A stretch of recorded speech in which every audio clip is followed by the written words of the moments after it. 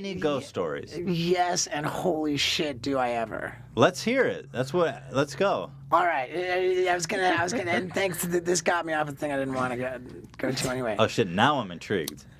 Dude, well, here's the thing, okay? This is like the most tangented conversation. Like I have the most fucked up ghost stories ever. Well, we gotta go there. Do it. Okay. Yeah, we gotta go there. When I was doing drugs, okay? Yeah. Like, I did drugs to the point where I was hearing voices, okay? Like, it's called, the technical term for this would be psychosis. Where Just a total mental... And what's so peculiar about the phenomenon of psychosis, which is characterized by auditory hallucinations where you're hearing voices, visual hallucinations. I was watching people walk around my apartment, people who were never there. I was watching them walk through walls. That's they staged like an intervention on me at one point. I had fucking an apartment full of people who were there to have a formal intervention, but they were never fucking there. Were you aware that they weren't there? Dude, I watched them motherfuckers. Did you think it was real, or were you aware I knew that it was you real. hallucinated? I knew it was real, and to this fucking day it was real. To this fucking day it was real. But in retrospect, you're like, that was obviously a hallucination. Totally fucking spiritual entities that Okay. right now. So wait, you don't think it was a hallucination? You think they were real spiritual entities? The fucking line is completely blurred. Okay, The line is completely fucking blurred, and I think that the reason why I'm seeing them as hallucinations is because they're real. Do you think that the drugs open your mind? I think the drugs. That's why I'm like with psychosis, like meth, meth will do it. Cocaine, particularly on the third straight day of a cocaine bender with no sleep, like while inhaling like nitrous oxide to the exclusion of air as much as possible. Right. When shit would really pop off. Interesting. You know, shit would pop off. Did you invite it? At one point, okay, the first time I had like a spiritual intervention where it was like, okay, I was sitting and I was inhaling nitrous oxide and I was doing cocaine and I had been doing so for 2 to 3 days. I was in a chair that spun just like this one, and I was sitting in front of a big pile of cocaine, and I'm sitting there, and I'm thinking to myself, as I go to snort another ridiculous helping of cocaine, I thought to myself, wow, I'm killing myself. You know, like there is no longevity in what I'm doing. I'm dying. I'm dying here. Like, this is me killing myself, and I'm dying. And I thought very specifically, because I'll never forget this, I thought, I don't care if I die. And I just leaned over to go fucking right now. As I thought, I don't care if I die. Like as a reaction to those specific words that I thought, to that thought, like physically, the spinning chair I was in as I went to it fucking spun. It was like there was a big, strong dude who fucking spun the fucking chair. It was like with the power of, as if it was like a fucking mechanical bull. It was just like it fucking spun, and it was. Now, granted, this was a tactile hallucination, meaning not like here, but you feel it. I know fully well that if there was a surveillance camera in my apartment at that time, it would not reveal this experience that I had. Right. Like, I'm clear on that, but it fucking happened. What do you There's no mean question. it wouldn't reveal? Like, you never spun at all? You think it would show? My experience was that I did, but if You someone think else the was camera there, would show the that camera it didn't. was just still. It got right. It didn't. Like, I know well enough to know that like this is an experience that I had that was outside of the dimension that we're in, right? And like it was so clear when this happened that like I thought, I don't care if I die, and then just whoa, you know, it was like, think again, motherfucker, like think again. Like this was completely in response to that, I don't care if I die. It was like, think again, like the message was clear that there is some entity that distinctly cares that I not die. What was like your think reaction? again. I was like, fuck, you know, like something powerful as fuck just spun this thing. Did because, you take the line? Well, yeah, of course. Of course, but something powerful as fuck wants me to live. Wants me to see the importance of don't not care. Like I should care. Something wants me to care about living. Like I gotta live for something. Dude, I had, and I think it might have been later that night. Well, no, it was another night when I had the formal interview. Dude, I had a shoe sponsor, and there was these cubby holes, a whole wall of shoes, and like the mess, the in my apartment, shit was just going off, and all these shoes were sitting there like tapping their toes, like, okay, throw away the drugs. They're all impatiently tapping their toes, like, okay, throw away the drugs. Oh my God. Like, and I'm just watching it happen. And all this shit, it's like, okay, wait, hold on, is that happening? And I would think, that's really crazy that that's fucking happening. And I'd look again and like, yep, sure enough, it's still happening. Like, totally. Like inanimate objects were communicating to me. And now they're... And again, you feel like in that situation with the security camera, the shoes aren't moving. Correct. Yeah. 100% correct.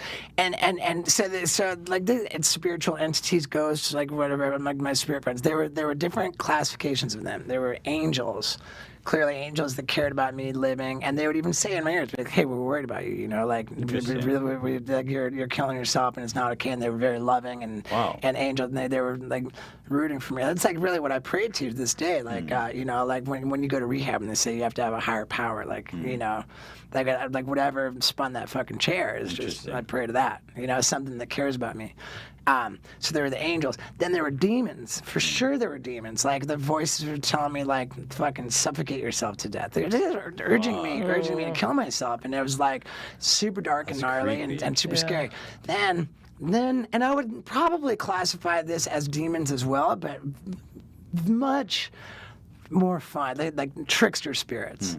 Like shit, they would just fucking entertain me. That same chair that I was in, right? Like the spinning office chair, which was, I had a big dining room table like this with the computer set up with the TV on the wall.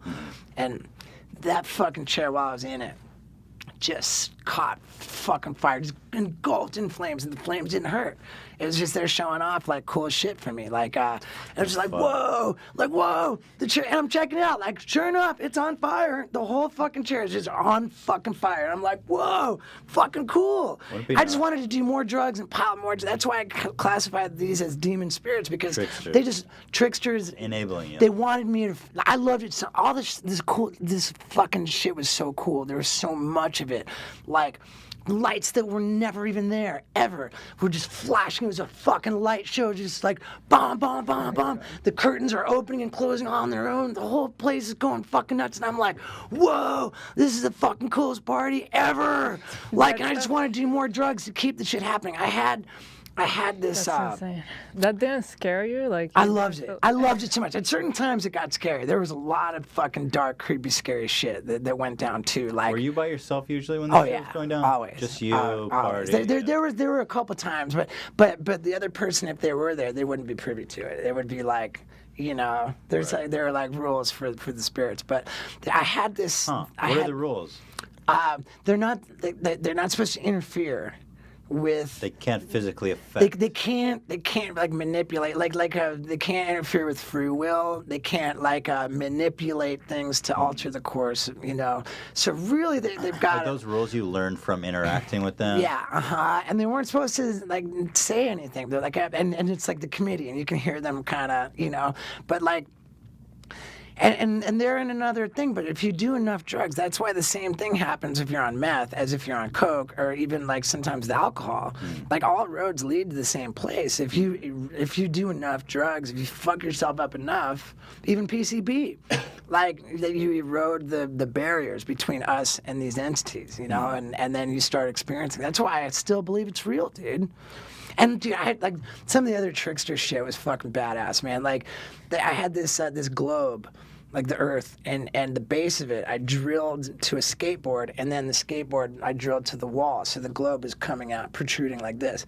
I sat there and looked at that fucking globe, and I watched my own face, like the liquid Terminator in the globe, like came pushing out. God. It came pushing out like the fucking globe is, and my face came pushing out, and then started headbanging. The globe's going boom. And you weren't scared. You were like, I was like, whoa, like, whoa, yeah, yes, God, can yes. you imagine watching Dude, that I got tapes? goosebumps. I was the gnarliest goosebumps. Can you imagine watching a take back of you? Like, Oh yeah, and I would make my own Can you videos. imagine that? Dude, like I would make You my would own. film it. Oh well, yeah. I mean, like Do those exist You, still? oh, yeah, dude. There was a whole documentary that was made about my downward spiral and psychosis, and ultimately to my And that intervention. footage of you like interacting. Yeah, with the and dude, spirits. what the footage reveals is me reacting to a lot of this stuff that like it's not There's there. nothing there, But it's yeah. not there. But you can tell. I'm like whoa, Totally whoa, you know, and I'm like, Wow. yeah. So I mean, there's a million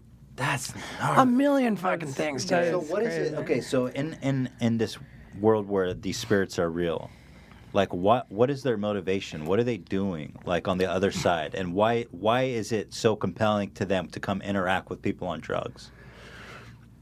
I think that it's the people who are on drugs that they have They're access receptive. So what's to. They have enticing access to them? like the. They get like a signal. They're like, I can talk to this person. Well, yeah, they don't have access to.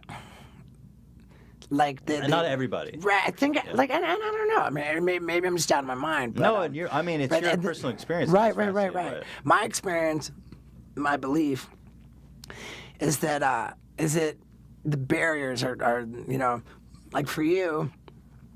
You aren't aware of them because you've got these barriers in place, which you Yeah. have not eroded Right. to the point where you can become aware of them. So I would And say that. they're aware when your barrier's down. For sure. Got it.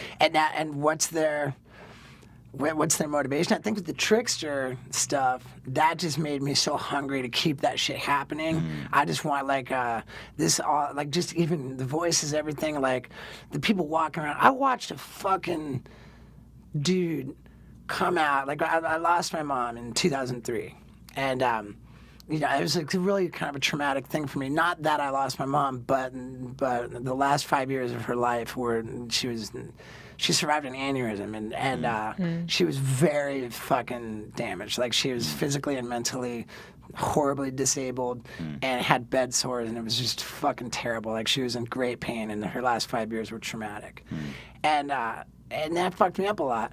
At one point, when I was in this apartment, like. In my fucking psychosis, I watched a dude come out of the bathroom. He walked right behind me. He stopped, and as my interpretation, he went like that, right? Which I interpreted to be like he stopped and fucking paid respect to my mom, and then turned. He kept walking through the apartment. I watched this fucking dude pick up the bong, take a hit, blow out smoke, put it back, and then fucking walk through the wall. The motherfucker was never there, dude.